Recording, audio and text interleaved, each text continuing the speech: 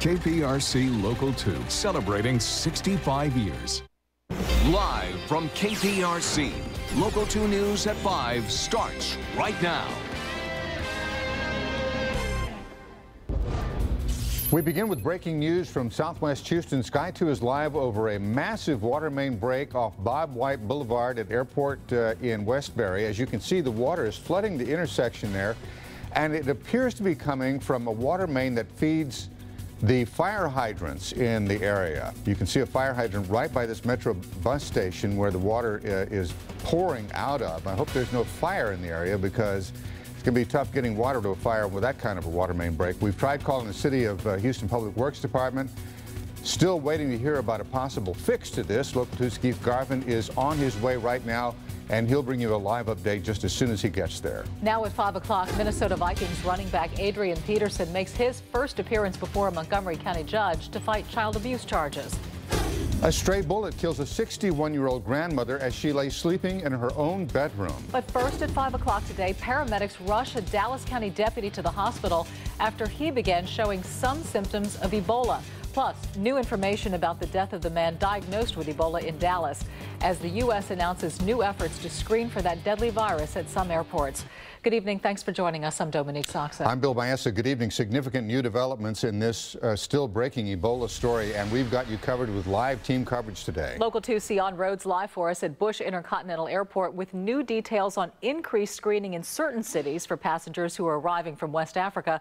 But we're going to start now with Local 2's Andy Sirota live at Texas Presbyterian Hospital up in Dallas, where a sheriff's deputy is now showing possible signs of Ebola. Andy?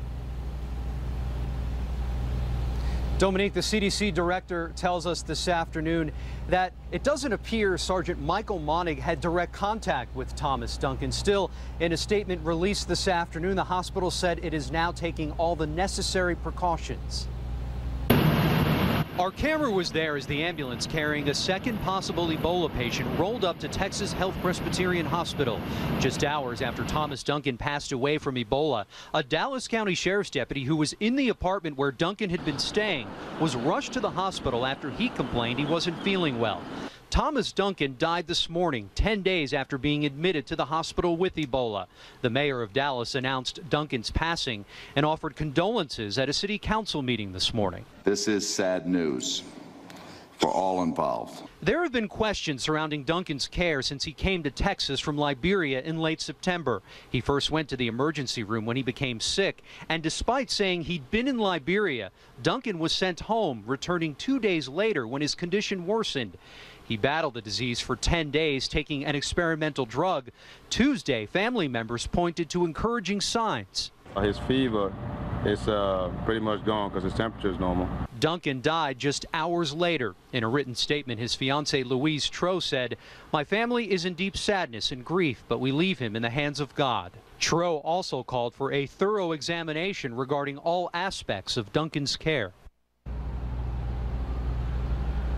And Louise Tro is among the 48 people who've had contact with Thomas Duncan and are being watched closely right now. This is a very pivotal time period because doctors say if Duncan infected anyone with Ebola, more than likely their symptoms would develop this week.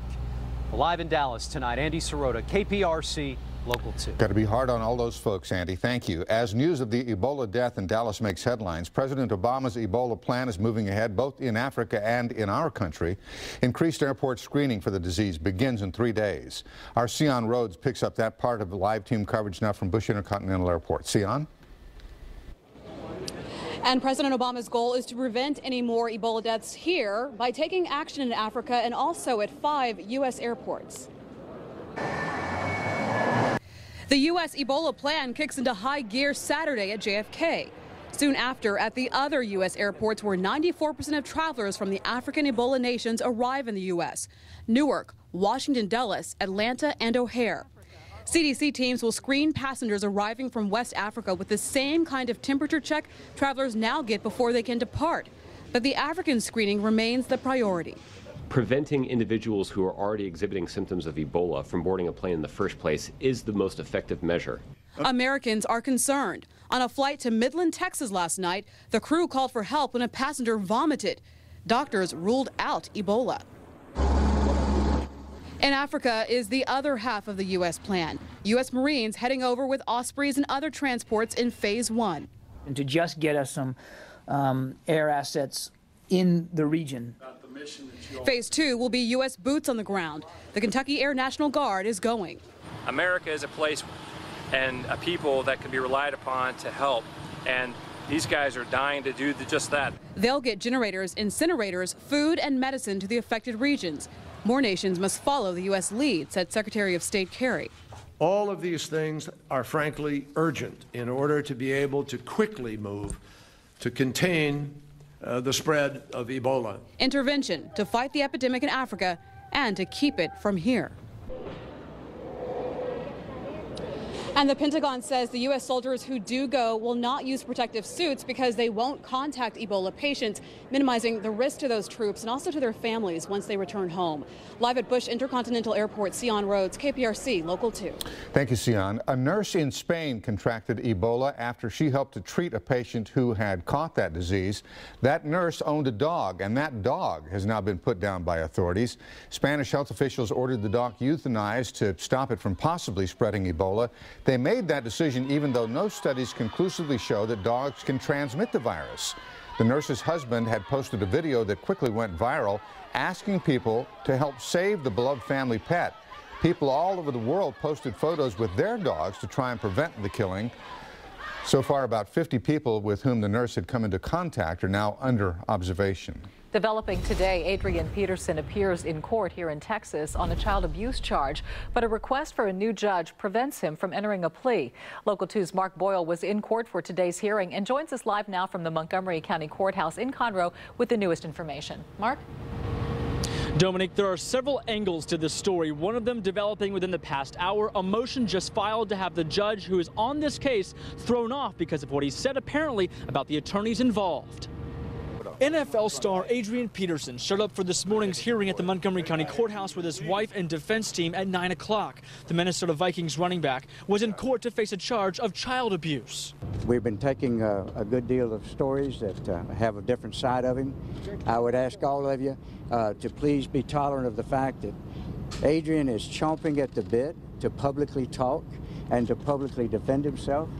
And the only reason he hasn't is us insisting and jumping up and down and saying, the solution is for you to get a speedy trial and to resolve all this in a courtroom. That's what we intend to do. A trial date has not been set, but attorneys say one could happen as early as late November or early December. But it's unclear if Judge Kelly Case will even hear the case. The state has said they're going to ask this judge to be recused. They're filing a formal written motion today. So the judge will have to have a hearing by another judge and whether or not this judge will be recused or not. That's because it's been reported the judge called the attorneys involved, quote, media whores. Meanwhile, Peterson is accused of using a switch or a tree branch to discipline his 4-year-old child. Peterson has said on numerous occasions he did not intend on hurting his child. He was just disciplining him based on how he was disciplined growing up. While this case is ongoing, Peterson is off the field and on paid leave by the Vikings. And the hearing Friday to discuss the judge in this case is scheduled for 9 a.m. Now reporting live in Conroe tonight, Mark Boyle, KPRC Local 2. Meanwhile, NFL team owners are meeting tonight in New York, but there hasn't been much talk about football at all. Instead, the focus has been on the league's personal conduct policy and on educating everybody involved in the league about domestic violence. Local 2 Sports Director Randy McElvoy will have much more tonight on Local 2 Sports at 6 o'clock. A small explosion today in Pasadena. Sky 2 was over the scene as the bomb squad blew up a suspicious bag found near the Citibank off Fairmont Parkway. They were able to open the bag with their tools, and they didn't see any danger, but just to be sure, they detonated the bag, as you just saw.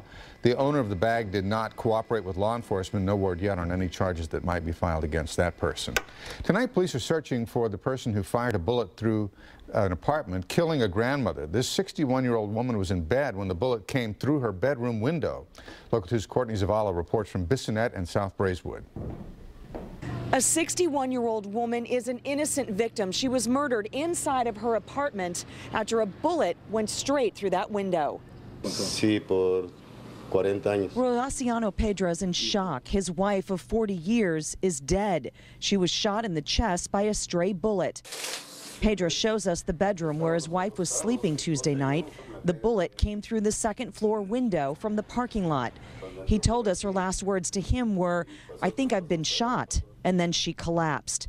She cared for her grandchildren and other kids in the complex. According to witness statements, there was a shooting outside in the parking lot of the complex, and it was between two parties. Homicide investigators called it a shootout between multiple people in the parking lot. They have interviewed witnesses on scene and gathered several pieces of evidence, including shell casings in the parking lot. Piedra says he heard gunshots outside but didn't realize how close it was happening to his apartment. HPD is telling us several people were interviewed here on scene after that shooting. They're calling them witnesses, but so far no arrests have been made. In Southwest Houston, Courtney Savala, KPRC, Local 2. New at 5 o'clock today, Baytown police sure do need your help tracking down a woman who robbed a bank inside of a grocery store. On October 4th, this woman walked into the First Convenience Bank inside Kroger off of Garth Road and passed a note to the teller demanding money. Well, the teller complied, and then the suspect left with the money on foot. She was wearing digital camo clothing and has a distinctive mole on her lower right cheek. If you recognize her, contact Baytown Crime Stoppers at 281-427-TIPS. And we have had a high of 90 degrees today with tropical downpours moving through portions of our area. Coming up for the next several days, a storm system is developing and heading our way. We'll let you know what that's going to do to our local weather. And a jury makes a decision in the trial of a local history teacher accused of having a relationship with a 16-year-old student. We'll have that verdict for you next on Local 2 News at 5.